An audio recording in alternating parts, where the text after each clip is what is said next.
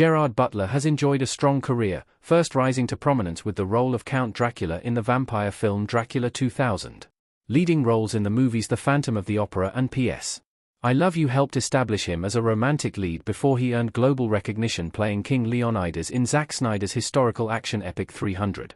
This kickstarted Butler's status as an action star and a nearly two-decade career as an icon of the genre.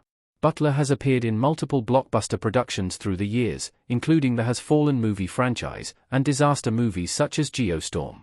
He has appeared in a slew of box office successes, with his highest-grossing movies being the animated How to Train Your Dragon trilogy, as well as 300, Tomorrow Never Dies, Geostorm, and The Ugly Truth. Butler has enjoyed success moving into a producing role in many of his movies, and 2025 looks set to be a big year for Butler, with 3 films scheduled for release, while an action sequel is currently making waves at the box office.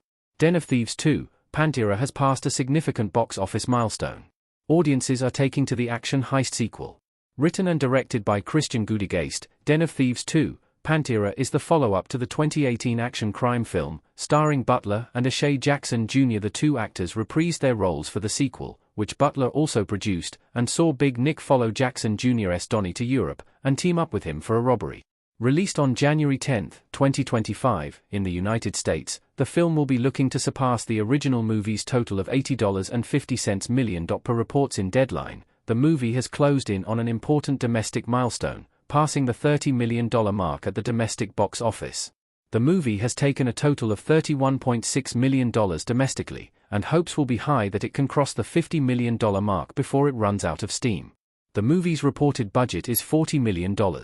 Our verdict on Den of Thieves 2's long-term success? The movie is likely to do better on streaming. Gerard Butler holding a gun in Den of Thieves 2 Pantera. While Den of Thieves 2, Pantera does not have a high benchmark for success, the movie could at least break even theatrically. January is a notoriously quiet period for the box office, and many films will struggle to perform well. However, Den of Thieves 2 has a strong cast and is already an established intellectual property, which could help achieve more success long-term.